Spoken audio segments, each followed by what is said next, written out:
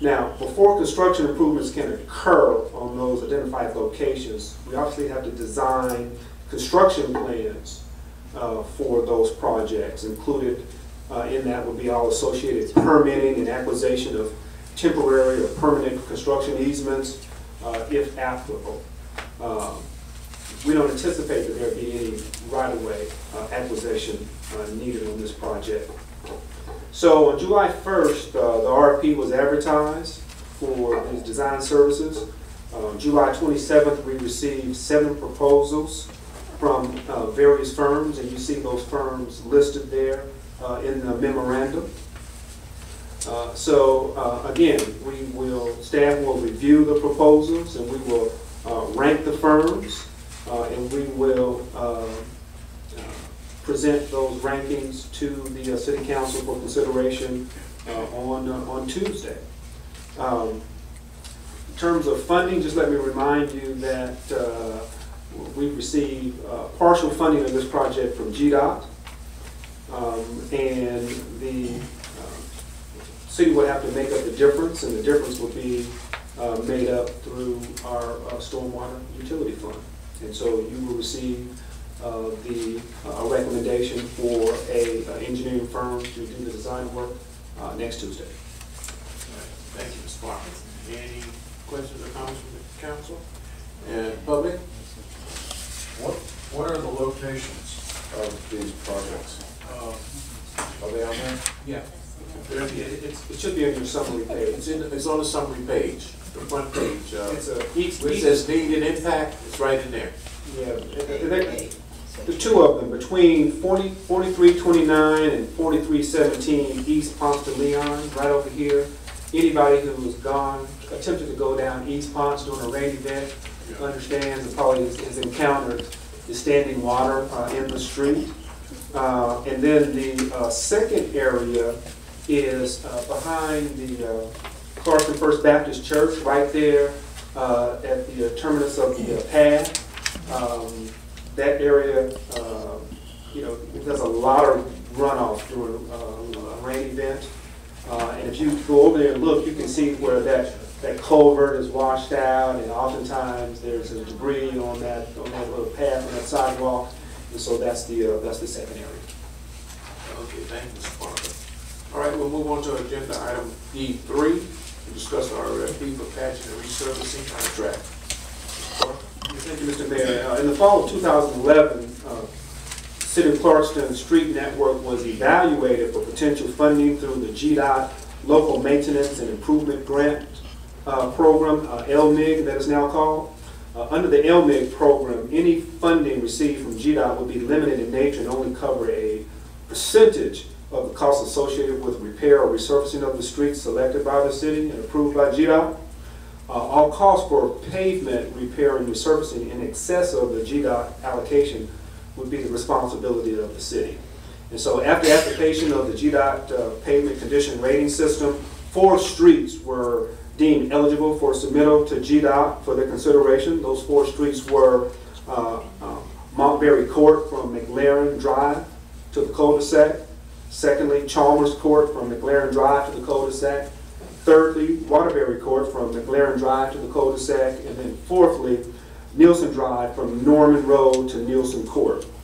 On August 2nd, 2011, just to remind you, the City Council did approve those 4 roads to be submitted to GDOT for a possible LMIG consideration.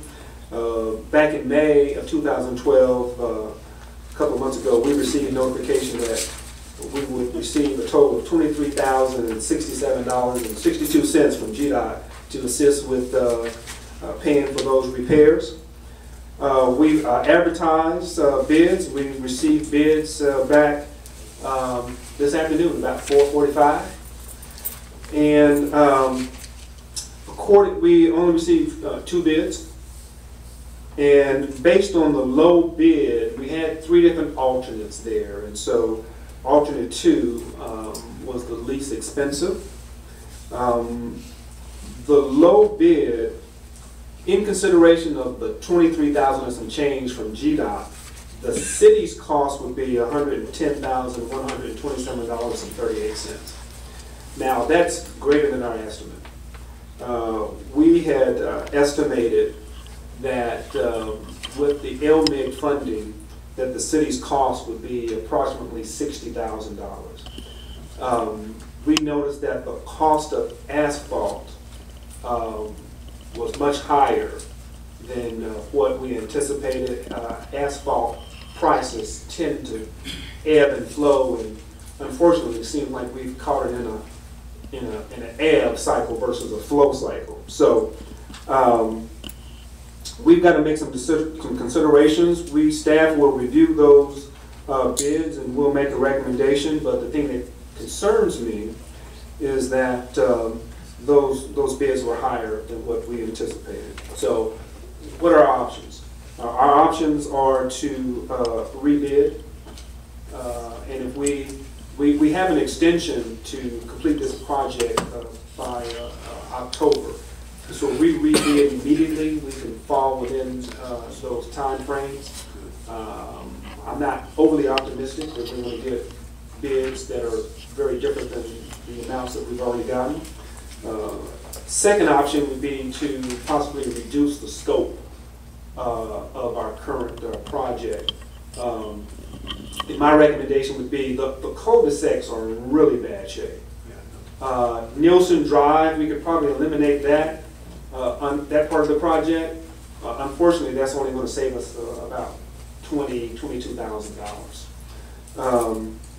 Another option would be, just so we won't lose the money, to maybe ask GDOT if we can apply those funds to the stormwater project. Of course, that means that then the resurfacing and repairing of those 4 streets would not occur. And then maybe a fourth option would be to maybe a combination of the above. Maybe we reduce the scope. My recommendation would be to eliminate the Nielsen Drive repair. That would mean that we would be approximately about $30,000 more than what our estimates were, and we could pay for that out of our reserve account. Thank you, Mr. Clark. Yeah, You list Chalmers Court from McLaren Drive to the cul-de-sac, and I'm wondering if the bid went out that way because it's actually Ridgeland Trail. You have the whole street. I mean, to get out to McLaren it's another 300 foot, which isn't on the bid. Chalmers Court runs into Ridgeland Trail. It's just a circle. It's not a road or anything. It's just the circle. And if they bid it going out to McLaren, then it was incorrect. Okay. All right. We'll double check that. All right. Thank you. Any more comments from council, public? Thank you. We'll move forward to agenda item D4, discuss agreement for hauling off the Friendship Forest debris. Thank you, Mr. Mayor. The City of Clarkston received a $25,000 grant from DeKalb Community Development for the purpose of hard surface removal and other projects. The expenditure for this project to date, not including labor, has totaled approximately, not approximately, exactly, $26,398.89. Of this amount, the city anticipates reimbursement of $25,000. Tipping fees associated with the disposal of asphalt and cement material removed has been a significant expense associated with this project. Due to the damage sustained by the dump truck in reaching the grant funding limit associated with this project, work on this project was halted pending city council approval. However, there still remains considerable cement debris on the site that should be removed. And so what we did was it was difficult to get quotes for companies to do this little piece of work, because basically all it is scooping up the cement and hauling it off and dumping it. We did, however, after some time, manage to get one quote from the Dickerson Group, and the amount of that quote is $18,000. We did attempt to ask DeKalb County's assistance with this project. we weren't successful. The comment that I got from their public works manager was that if you all don't have a sanitation agreement with us, we maybe could have helped you if you had a sanitation agreement. A. B. You don't have a parks agreement with us. We could have helped you if you had a parks agreement. And so we have sort of run into a dead end there. I did ask community development to see if they could maybe see fit to give us another $10,000, but that has not happened. So we have a choice to leave that material there for now. We could possibly, once we get a new dump truck, we could again rent a front-end loader or a bobcat, a larger bobcat, and do it ourselves. Or we could pay this company $18,000 to get the work done. Does Waste Management do anything like this type of removal at all? Not that I'm aware of, but I have not checked with them. I would think that that would be out of our scope, out of their scope of services. That's the first person I talked to. Wouldn't hurt to ask. I'll ask, but I would be surprised if they did. So the quote that we received, the tipping fees were really what caused some of the initial cost overrun. Yes. Is this inclusive of that? This is essentially they haul it off for this price and they handle any of the other costs incurred? That's correct. There's probably as much left as we have hauled off and dumped. And we've spent approximately almost this much for tipping fees alone. Once we began to get that material up, we were shocked to see the depth of the cement there. And all of the deck, I mean, it's shovel ready, meaning it's already been everything's been fully demoed, so it's Correct. ready to be hauled off. They can be hauled off and disposed of. Yeah.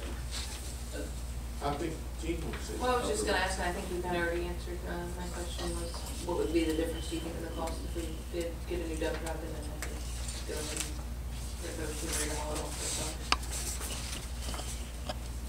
Well, it'd be less than $18,000.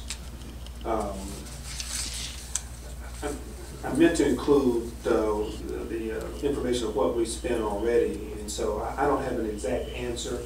I'm just trying to remember what we spent in terms of rental of the equipment, but I can have an estimate for you.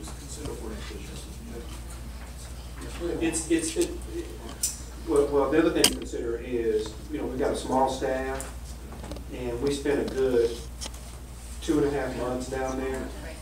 And during the summer, that's difficult because we just don't have the resources out. Yeah, good one. Yeah, I was going to just add that I think the timeliness is very important in this, that we have a really dangerous, potentially very dangerous situation there with the concrete, the precarious way that the concrete is sitting and the rewire that's everywhere. So I would suggest that we keep that in our minds, that it's something that we need to move forward with, not just for cosmetic purposes, but for safety purposes as well. All right, thank you. All right, did you have something? What's the location of the existing refuse that has to be taken? If you're familiar with the parking lot, it's right there in the parking lot. Up top or down below? And what's the location of the stuff that's already been removed for $25,000? That was the tennis court and tennis courts. Basketball, nothing to do with tennis court. No, It's the brief from Friendship Forest that went to the dump. Right. That's what the tipping fees are. Right, and it's easy to see the stuff that has to be removed still. It's Yes. the Yes. parking lot. I believe that. can't miss it. You want to do it, Chris?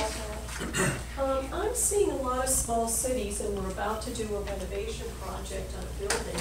I'm seeing a lot of small cities grind it up and reuse the concrete. You know, they break it up and use it as gravel. I'm concerned about the tipping fees too, because I experienced some of that in Atlanta when I was working there, that tipping fees have gone out of sight. I'm wondering if that's a possibility, if there's some sort of driveway work that's gonna happen on the new City Hall annex, that maybe we could use the ground up cement, save ourselves some money, and save ourselves the tipping fee. Also, I've seen people recently in Decatur is one of those places, they've ground up some of the street stuff that they took up and found a company that was willing to put it in their mix, and they saved some money, you know, when they went to resurface. It's recycling the cement. It seems like a green thing, and it seems like a good idea if it could be done in a fiscally responsible way. I'd like to comment on that. Deputy, the mixture of that concrete that's down there, it's got, they really put it in, they put some rebars in there. And to separate that, it's not Too cost much effective. metal. It's Yes, too